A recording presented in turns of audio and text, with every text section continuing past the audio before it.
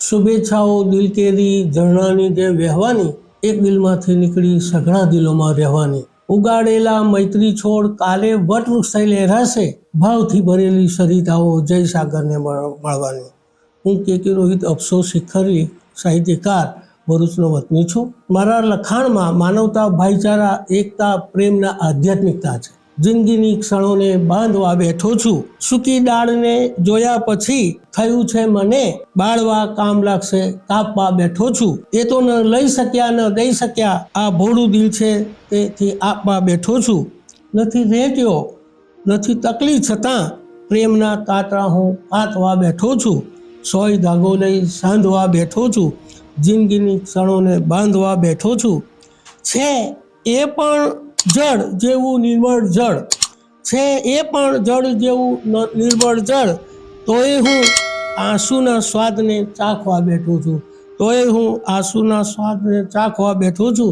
સોય ધાગો લઈ સાંધવા બેઠો છું, જિંદગીની ક્ષણોને બાંધવા બેઠો છું। મારું કામ જોડવાનું છે, તૂટેલા દિલોને જોડવાનું છે, તૂટેલા માણસોને, એક બીજાથી દૂર થયેલા માણસોને જોડવાનું છે। આજે ઘરથી બહાર સુધી બધા મન તૂટેલા છે, અંગત સંબંધીઓ પણ તૂટેલા છે, ભાઈ ભાઈ વચ્ચેના સંબંધો તૂટેલા છે, સમાજ પણ તૂટતો જાય છે। દેશમાં પણ આ પરિસ્થિતિ ના થાય એટલે પ્રેમનું વાતાવરણ સર્જવું જોઈએ, એકતાનું વાતાવરણ સર્જવું જોઈએ, આધ્યાત્મિકતાનું વાતાવરણ સર્જવું જોઈએ, જેથી કરીને દરેક માણસનું મન પવિત્ર રહે છે, શુદ્ધ રહે છે, વિકારો નાશ પામે છે। બીજું કે માણસ સહન કરતો નથી, આજે વિદ્યાર્થી પણ સહન કરતો નથી, શિક્ષક પણ સહન કરતો નથી।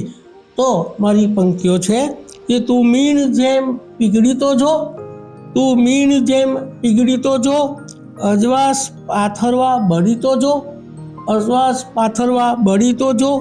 સુવાસ છે ધૂપસળીમાં જે તારામાં છે, સુવાસ છે જે ધૂપસળીમાં જે તારામાં છે, ધીમે ધીમે જરા તું બળી જો, ધીમે ધીમે જરા તું બળી જો, તું મીણ જેમ પીગળી જો, અજવાસ પાથરવા બળી જો। પ્રેમથી ધર્યો છે મેં પ્યાલો પ્રેમ રસનો, પ્રેમથી ધર્યો છે મેં પ્યાલો પ્રેમ રસનો, મીઠી સાકર થઈ એમાં ભળી જો, તું મીણ જેમ પીગળી જો, અજવાસ પાથરવા બળી જો। અંધકારથી છવાયેલી રાતને લે તું બાથમાં, અંધકારથી છવાયેલી રાતને લે તું બાથમાં, સમયને પારખી સમયસર ઢળી જો, સમયને પારખી સમયસર ઢળી જો। દીવા બળી રહ્યા છે બધા ઝાંખા ઝાંખા, દીવા બળી રહ્યા છે બધા ઝાંખા ઝાંખા, ઘોર અંધકારમાંથી બહાર નીકળી જો, ઘોર અંધકારમાંથી બહાર નીકળી જો। અડીખમ થઈ દરિયાને રાખે છે કિનારા, અડીખમ થઈ દરિયાને રાખે છે કિનારા, ફીણના પરપોટા પર જરા ચાલી જો, ફીણના પરપોટા પર જરા ચાલી જો। આજે એકબીજાને સમજતા નથી, તો એ વિશેની મેં પંક્તિઓ કરી છે। ગામમાં પગ મૂકવાનું રાખો, કોઈ ગરમ થાય તો નરમ થવાનું રાખો, ગામમાં પગ મૂકવાનું રાખો, કોઈ ગરમ થાય તો નરમ થવાનું રાખો। આજે નાની નાની બાબતોમાં લોકો લડી રહ્યા છે, ઉશ્કેરાય છે, ગરમ થઈ રહ્યા છે, તે અંગે કહ્યું છે કે ગામમાં પગ મૂકવાનું રાખો, કોઈ ગરમ થાય તો નરમ થવાનું રાખો। સાંજા ચૂલા પર પલેળી ગરમ હોય તો તક જોઈને રોટલી શેકી લેવાનું રાખો। રસ્તામાં તમને કોઈ ગાળો ગલીચ કરે તો એ સજ્જનને ઊભા રાખી ફૂલ આપવાનું રાખો।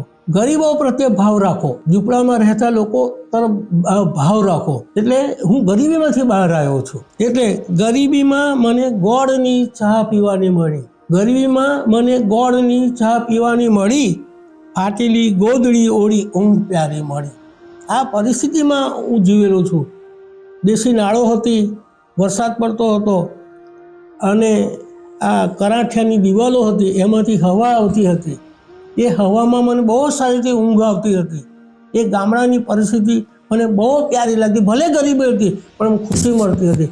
અત્યારે બોક્સીના મકાનોમાં મને શ્વાસ લેવાનું અઘરું પડે છે, પ્રેમ નથી, એકતા નથી, એ બોક્સિંગના મકાનોમાં કબૂતરો આવીને માળા બનાવતા નથી. મારી ગરીબીમાં માગેલું ખમીસને ફાટેલું પેન્ટ પહેરી પાછળથી કુદરતી હવા ખાવાની મળી. મને પેન્ટ શર્ટ મળતા ન હતા. હું MS યુનિવર્સિટી ભણ્યો 75-76-77માં. અમીર લોકો MS university arts faculty education ભણતા હતા ત્યારે તૂટેલા ચંપલ પહેરીને કોલેજમાં આવતો હતો. પેન્ટ પાછળ ફાટેલું, શર્ટ આગળ ફાટેલું. મને ધન્ય છે MS યુનિવર્સિટીના તે સમયના અમીર વિદ્યાર્થીઓ એ લોકોએ મારી મજાક નથી કરી. અત્યારે એ જ ફાટેલા વસ્ત્રોની ફેશન છે ને અત્યારે મારી પાસે સારા વસ્ત્રો છે. મને શિક્ષણ મળ્યું, હું ભણ્યો, MA BA થયો અને જીવન બનાવ્યું. એટલે ગરીબ વિદ્યાર્થીઓને મારી સૂચન છે કે ગરીબી હોય તો ગભરાશો ના, તમે ભણો. અમે રાજપીપળામાં ભણ્યો, સૂર્ય મંદિર હોસ્ટેલમાં. રતનસિંહ મહેડા સાહેબ સૂર્ય મંદિર હોસ્ટેલ કરી ગરીબ વિદ્યાર્થીઓને મફત ખાવા પીવાનું રાખ્યું. બારણા વિનાની હતી મારી ઝૂંપડી, રહેવા માટે જાણે મોટી હવેલી મળી. એટલે મુસીબત આવે ત્યારે કોઈ ગભરાવું નહીં, એ કુદરતી ભેટ માનવાની. અને ભગવાનની એક મોટી હવેલી આપી છે એટલે મનને પ્રફુલ્લિત રાખવું, પોઝિટિવ રાખવું ને તંદુરસ્ત રાખવું. ઘરમાં ન હતો ખાવા માટે એકે દાણો, ભૂખ્યા પેટે જીવવા માટે મસ્ત મસ્તી મળી. અત્યારે સારી પરિસ્થિતિ છે. હું ગામડામાં જઉં છું તો ગરીબ લોકોને શક્ય એટલી રીતે અનાજ પૂરું પાડું છું, એમને પૈસા પણ આપીએ છીએ. એ ફરજના ભાગરૂપે છે. રામ રહીમ શું છે તેની ખબર ન હતી, ગુરુના પ્રતાપે જીવ જેવા સુંદર કળા મળી. જે શિક્ષણથી આત્માને ઓળખાય છે, માણસને ઓળખાય છે. અને જેથી કરીને એમાં ભગવાન છે, બહારમાં ભગવાન છે, સામામાં પણ ભગવાન છે.